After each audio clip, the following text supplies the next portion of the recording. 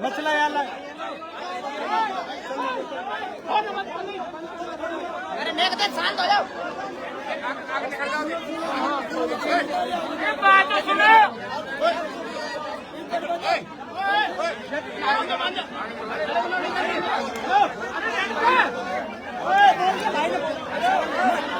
Media media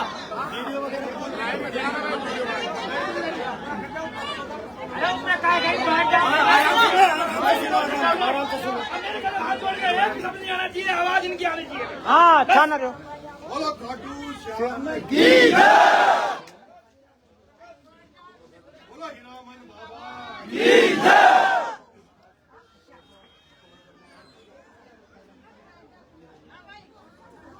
बोल बजरंगी बली की बोल सालासर महाराज की बोल महतूपुर महाराज की बोल सच्चे दरबार की।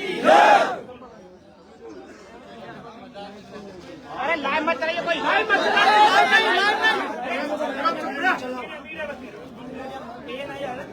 ये तो मीडिया वाला कोई दिक्कत नहीं है।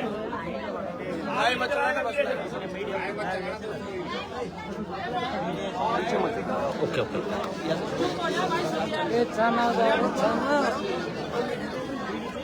अरे यार बैठो ना यार, आप बैठो बैठो, आप बैठो।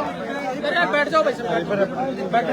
अरे बैठ जाओ, जो जो जहाँ ठीक है वही बैठ जाओ, बैठ जाओ। आप आ जाओ, पीछे आ जाओ, यहाँ पे बैठ जाओ, बैठ जाओ, बैठ जाओ, सब बैठ जाओ यार।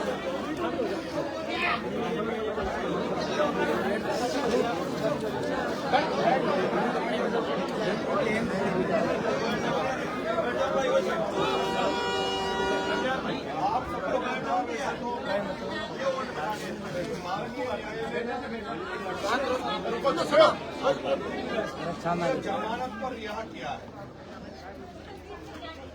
माननीय न्यायालय ने मुझे अभी केस से मेरा निर्णय नहीं दिया, मुझे जमानत पर छोड़ा है। माननीय न्यायालय ने मुझे आदेश किया है कि मैं महीने की 25 तारीख को, हर महीने की 25 तारीख को तो नगर कोट थाने में अपनी हाजिरी लगाऊं। माननीय न्यायालय ने मुझे आदेशित किया है कि मैं छूटने के बाद किसी जश्न में किसी तरह की कोई इस तरह की बात ना करूं, लेकिन समरावता ने मुझे बेटा माना है और मैं बेटा बनकर ही अपने परिवार में आया हूं और मरते दम तक, जब तक मेरी शरीर में जान है, जब तक इस गांव के प्रत्येक बुजुर्ग की, प्रत्येक माँ की, प्रत्येक भाई की, प्रत्येक बहन की बेटा बनकर, भाई बनकर, आपकी बुढ़ापे का जो बुजुर्ग है उनकी लाठी बनकर आपकी सेवा करने का प्रण लेने आपके बीच में आया हूं। आज के बाद इस समरावता गांव में हर परिवार का मैं बेटा हूं, भाई हूं। जब कभी भी किसी भी वक्त मैं किसी भी कोने में हूं, किसी भी परिस्थिति में हूं, लेकिन अगर समरावता का एक बच्चे से लेकर माँ, बुजुर्ग, महिला, बहन, बुजुर्ग, कोई भी व्यक्ति इस बेटे को याद करेगा तो आपका बेटा जैसे सरवण ने अपने माँ बाप की सेवा करी, उसी तरह आपका बेटा सरवण बनकर आपकी सेवा करने के लिए आपके बीच में तैयार है।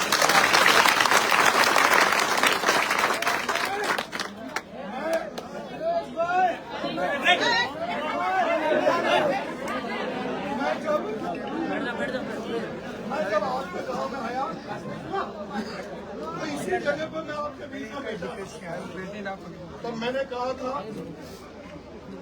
कि मैं एक ऐसे परिवार में पैदा हुआ हूँ, ऐसे खानदान में पैदा हुआ हूँ जिसमें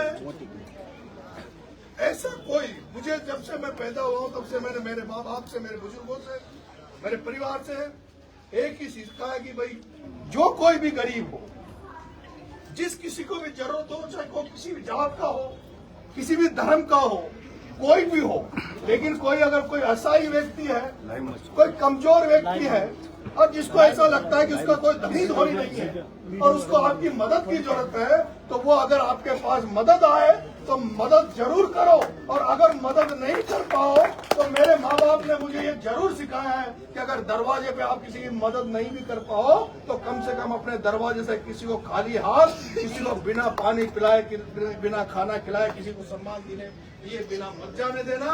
ये मैंने मेरे परिवार से सीखा है। मैं आपको विश्वास दिलाता हूँ, और आपने जिस दिन यहाँ मैं बैठा था तब मैंने कहा था कि आप मेरा साथ मत छोड़ना, मैं आपके साथ पूरी दमखम से रहूंगा। और जब मैंने ये कहा था तो मेरी वो जो ढोल की बजाती है यहाँ बहन, मैं नाम तो नहीं जानता, ये बहन थी, बहन चित्रा थी, बहुत सारे लोगों में पहली बार आपके यहाँ आया था, मैं नहीं जानता, लेकिन मेरी माँ बहनों ने मेरे से कहा था कि बेटा हम तेरे को छोड़ेंगे नहीं। एक रामायण में एक कहावत है, रामायण में एक चौपाई है, रघुकुल रीत सदा चलाई, रघुकुल रीत सदा चलाई, प्राण जाए पर दुख जाए।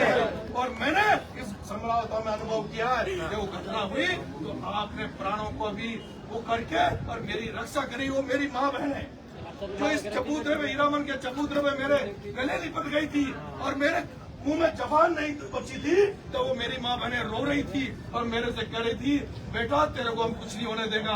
मैं धन्य हूँ कि ऐसे गांव में मैं आया और उस गांव ने मुझे एक्सेप्ट किया, स्वीकार किया, मुझे बेटा माना।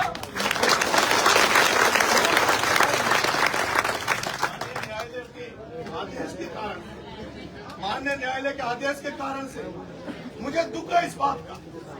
इस भारत में और हमारे सनातनी धर्म में भारत में सिखाया गया है कि कोई व्यक्ति आपका स्वागत करे, सत्कार करे, कोई माला पहनाने आए, साफा पहनाने आए तो उसका माला और साफा जरूर लेना चाहिए। लेकिन मुझे दुख है, अभी जब मैं टॉक से यहाँ आया हूँ, बहुत सारे लोग रोडों पे बेचारे मालाएं लेके खड़े थे, साफा लेके खड़े थे, लेकिन मेरी माननीय न्यायालय के आदेश के कारण मेरी मजबूरी थी कि ना तो मैं उनकी माला पहना पाया, ना कोई उनका स्वागत ले पाया। लेकिन मैं आपसे निवेदन करूंगा, आज मैं इन शब्दों के बेटा होने के नाते और कोई शब्द आज न्यायपालिका के कारण बोल नहीं पा रहा। मेरा ये मन है कि मेरा सबसे ये था कि भाई मैं उस मिट्टी को चूमूं जिस मिट्टी पे मेरा पुनर्जन्म हुआ है। वो घटना आपके सामने थी, वो घटना कैसी थी, इसलिए मेरा फर्ज था कि मैं निकलते ही समरावता हूँ। उसके बाद में आज अभी देवनारायण भगवान जोधपुरिया के ठोक लगा के अपने बच्चों से, अपने परिवार से मिलूंगा और कल मैं बाबा खाटू श्याम के दरबार में जाऊंगा, क्योंकि मैंने जब जूते भी जब छोड़े थे तो मेरा यही था कि भाई बाबा खाटू श्याम हमारी कृपा कर दे, हारे का सहारा। इस हारे हुए नरेश को ये जो होपलेस हो चुका था उसको बाबा श्याम का आशीर्वाद मिले। लेकिन मुझे अब ऐसा लगता है कि बाबा खाटू श्याम ने छप्पर फाड़ कर हमें आशीर्वाद दिया है, ये उसी का आशीर्वाद है बाबा खाटू श्याम का, जिसने जो लोग जो चाहते थे उनको उनके ऊपर पानी फेरा। इस बेटे को, जैसे इस बेटे को अंदर गया वैसे ही उसी रूप में वापस से बाबा खाटू श्याम की कृपा थी कि जो वापस बाहर आया।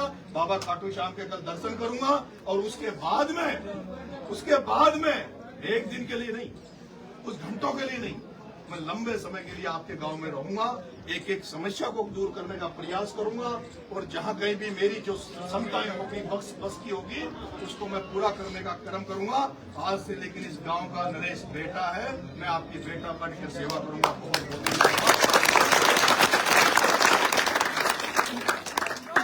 बहुत